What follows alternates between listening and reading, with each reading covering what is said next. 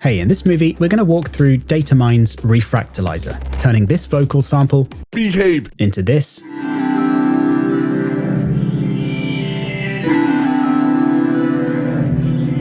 and this,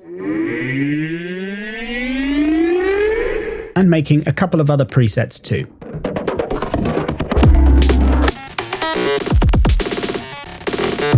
So, let's get into it. Like when sampling, you normally start with Refractalizer by adding a sample up top, which can be done just by drag and drop, or loading one from the right-click menu. And you can also click the Samples button at the end to open your browser and add them from there. You can choose where to play the sample from, just by clicking on the waveform, or using Scan below.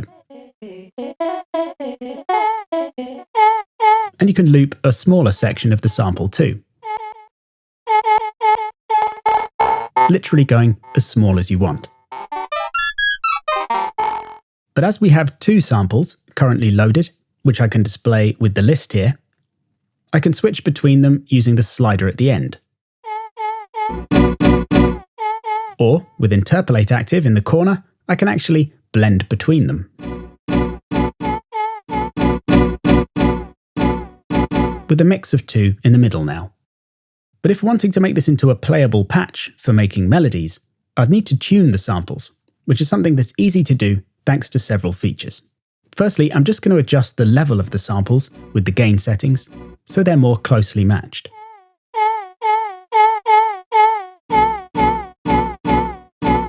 And then if I go to the key tracking options down here and bring up the one in the pitch section, you can hear playing different notes, then changes the pitch accordingly.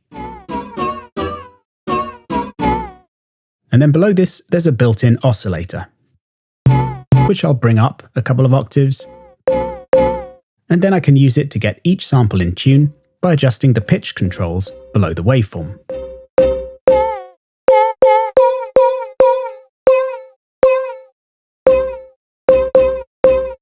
And I could transpose the oscillator back down a few octaves and use it as a bass tone or sub.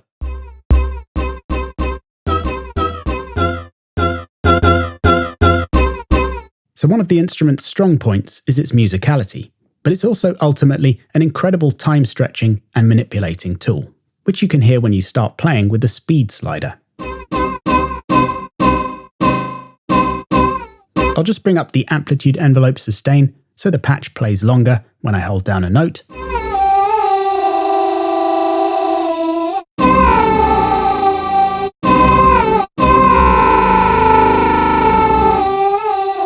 And any control that sounds awesome to play with is going to be great to modulate too.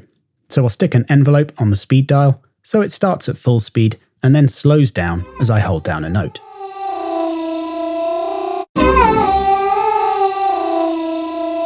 I might also add a bit of stereoization.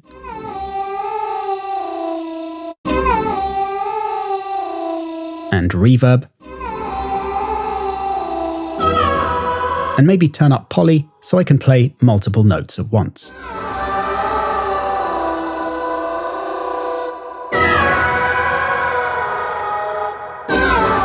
So that was just a quick intro to some of the things Refractalizer can do and how quickly you can go from nothing to super interesting and playable sounds. In the next section, we'll go a bit deeper into speed and grain rate to help with understanding how they work independently and in relation to each other.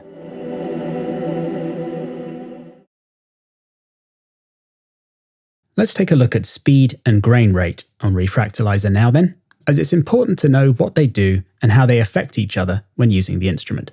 So I'm dragging in a new vocal sample from the label Soul Rush Records. Behave. And we'll go straight to this slider below now, which sets the playback speed. So we can slide it to the left to slow things down. Behave.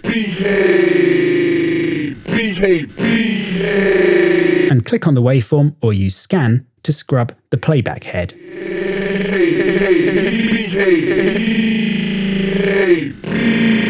So much fun to be had with just scan and speed alone. We can also make the sample play backwards at different rates on the other side of the slider.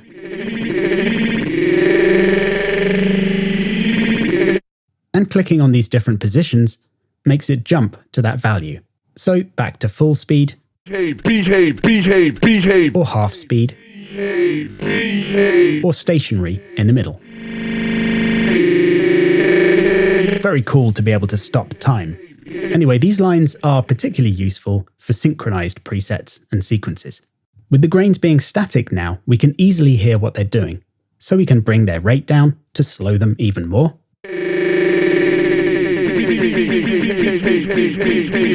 Where it starts to sound like a delay essentially, only with multiple delay lines. Going up from there though creates a rapid grain rate, a bit more like a flanger.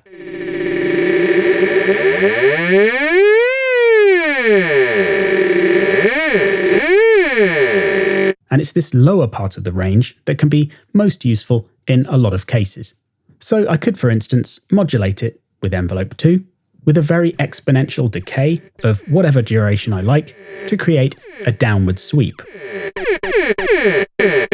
With the depth, then setting the amount.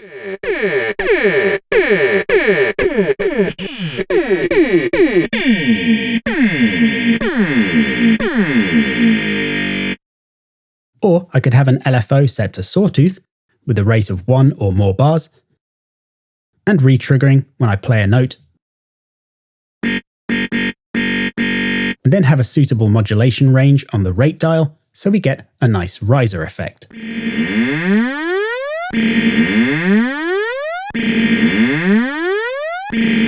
Again with depth setting the amount.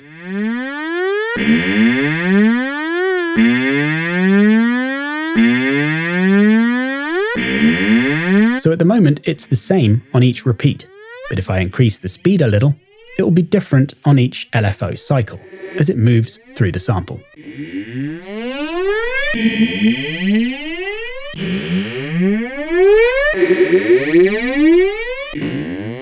So we get 4 different parts of behave coming through as I hold a note down. I should say at this point, if I increase the speed to half now, the sample becomes more obvious and the rising grain rate modulation can still be heard, but is subtler.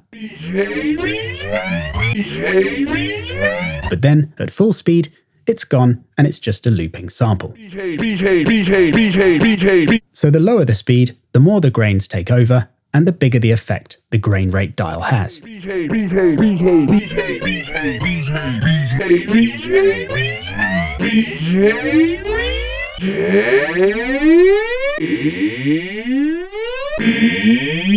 The last main parameter I quickly want to introduce here is spray, as it can be useful in a lot of situations.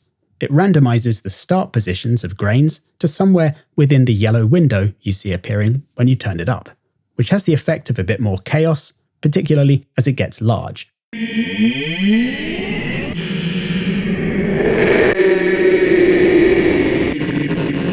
But in the context of the FX type sounds we're making, you can hear it turns from a more synthesized type of granular sound to a less tonal and noisier one.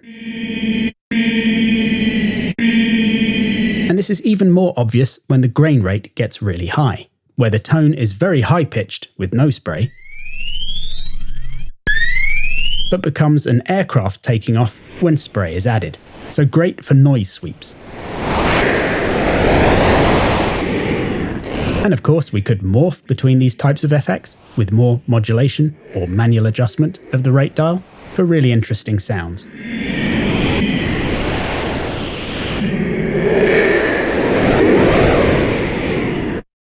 And here's an FX generator patch I've made now using all of these techniques and mapping key parameters to the macros, which we'll look at in the next section. So there's our envelope controls on these 2 dials for creating our downshifters, and the LFO alongside for risers. And I'm modulating the stereoize dial to create very cool stereo effects now too. And instead of turning the speed up so the playhead moves through the sample, I'm actually using an LFO on the scan control to move back and forth either side instead, which gives us a bit more control and consistency and a really nice effect.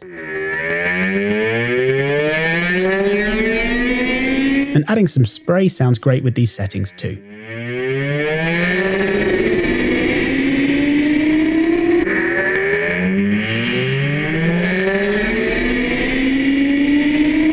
So loads of amazing options for making cool FX sounds, and I hope it's given you a better understanding of speed and grain rate.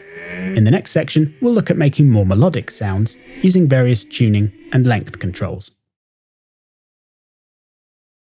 Now we're going to dive a little deeper into the tuning and grain length options on Refractalizer. So I'll take the same sample as before, and this time I want to turn it into a trippy pad. So like before, I'll slow time right down to a standstill.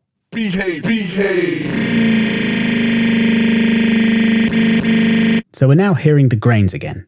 And instead of setting the rate manually, like last time, we're going to turn up rate key track this time around, which now means the rate follows MIDI notes. And is now fully in tune, as you can hear when the oscillator is turned on.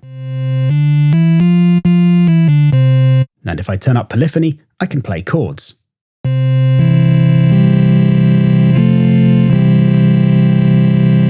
So now the grains are in tune while static, but if I adjust the speed, things get a bit wonky.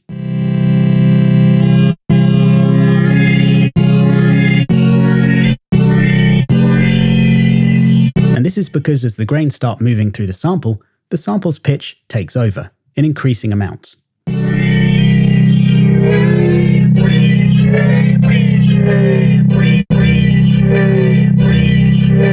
We can still tune it though, using the waveform pitch controls.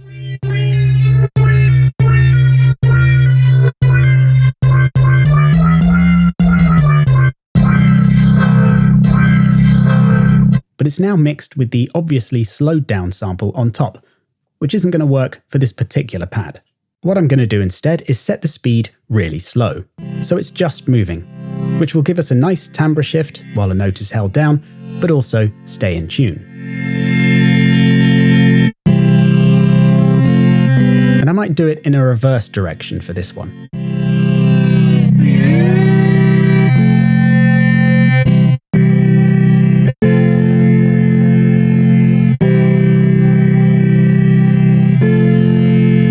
One thing that can be nice is to add a bit of vibrato by using an LFO to modulate the speed, but I'll bring the depth down and speed up.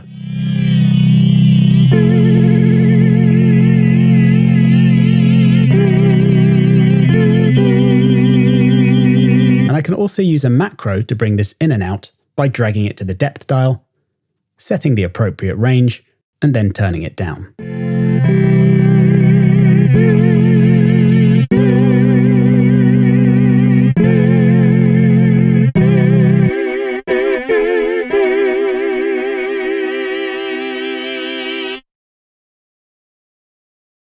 Envelope modulation can also be nice on the speed, where I could have an envelope with a long attack but very steep slope, and also briefish decay, so it just pops up for a bit.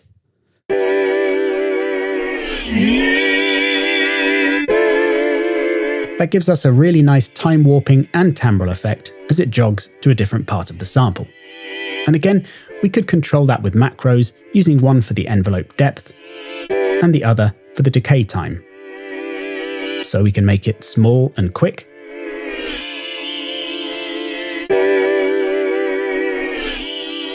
or bigger and longer.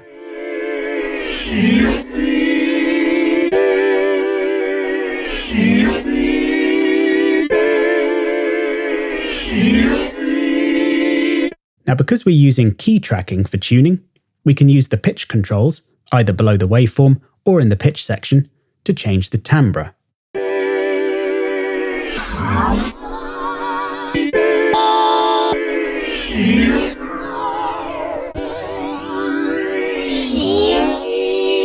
And the pitch dial can be a great one to modulate too.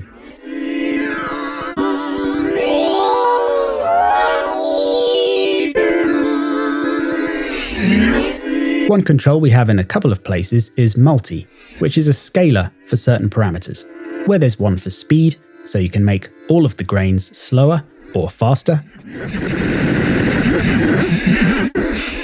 But what'll sound great here is the one for adjusting length, which I haven't been looking into yet because it's often linked to rate, so you don't need to think about it.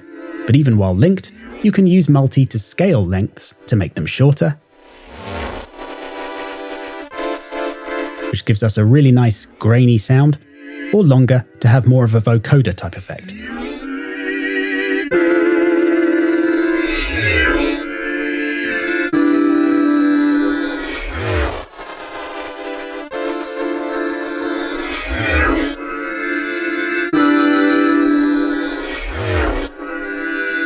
Stereoizing is going to sound great on this pad too, where we could add a simple ping pong effect,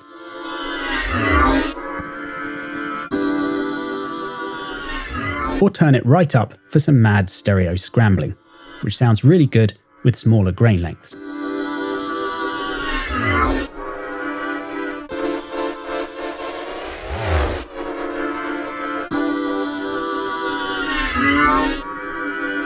And here's the same patch now, but with a few more modulations and FX. There are 2 parallel filters, both with modulation.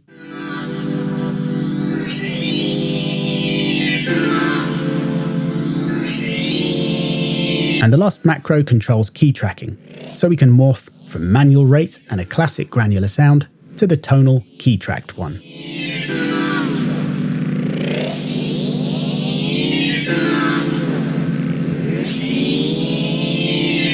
For the next section, we'll be looking at synchronization on Refractalizer and how to create rhythmic presets.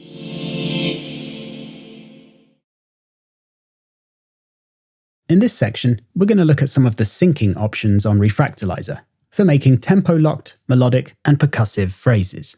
I'll be making one of each, starting with the melodic one. So I've got 4 samples imported now, and I can blend between them with the slider, as interpolate is active.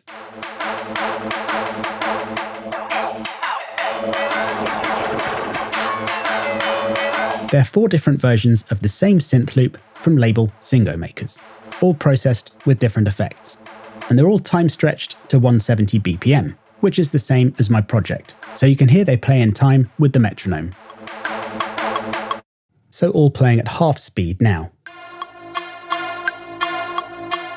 This isn't so important for the preset I'm about to make, but will be for the drum loop that we're going to make after. So for this one, I'm not going to worry about the manual grain rate, but instead turn up the sync amount. So we're now using the sync rate dial at the top. So if I set it to 16ths and then unlink the grain length and bring it down,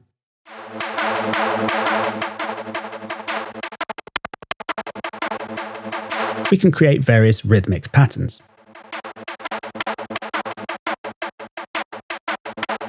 And what'll sound really nice with this is some randomized lengths to mix things up.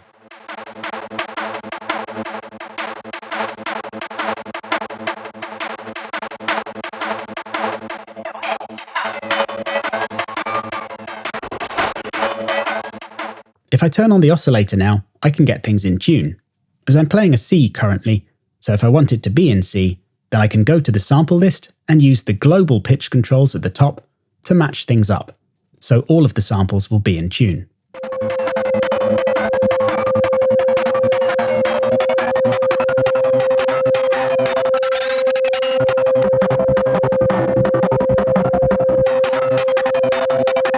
Then, a really great feature in the pitch section is the note generator, where if I turn up random, we'll get different notes being played.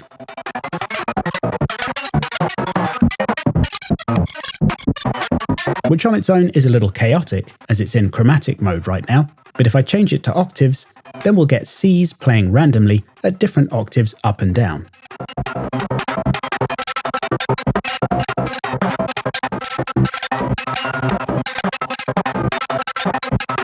Or we could go for a minor triad.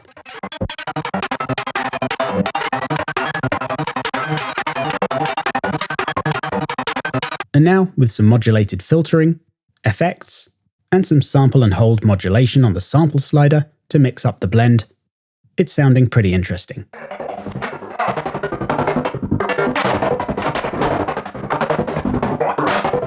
And just to slow the project down to 130, you can hear it's still working nicely at the lower tempo.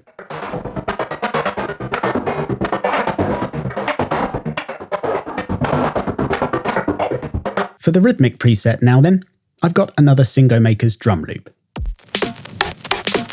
which is at 130 BPM, so we're locked to the project.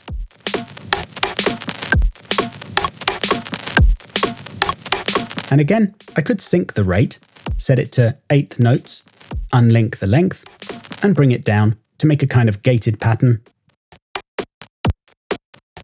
But instead, I'll leave the length linked and turn up quantize instead, which means as the host switch is active here, the grain start position will jump to whatever division of the bar is shown alongside. So currently it's quarter notes. And I could change the grain rate to 1/16, so we're getting faster rolls on each beat.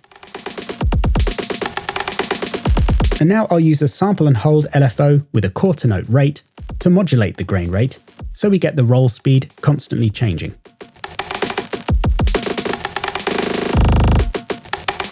And I'll set the LFO to re-trigger, so it's definitely locking up. And what could be nice is to also get something going below with a glitchier manual rate, where I'll use another sample and hold LFO, re-triggering, but with a 16th note timing, to modulate the grain rate and create a cool effect.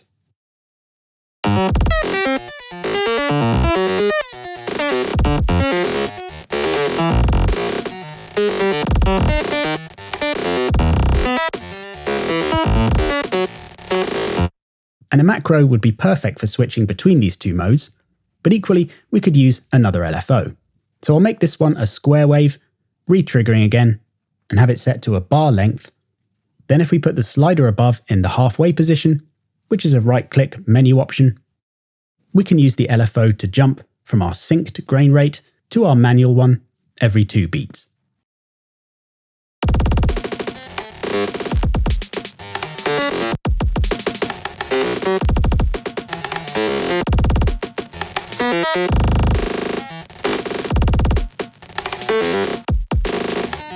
So some really great options for syncing Refractalizer to create awesome rhythmic sounds in your music. I hope you've enjoyed this initial guide to Refractalizer and can see some of the amazing things it can do. Stay tuned for future movies and have fun with Refractalizer until then.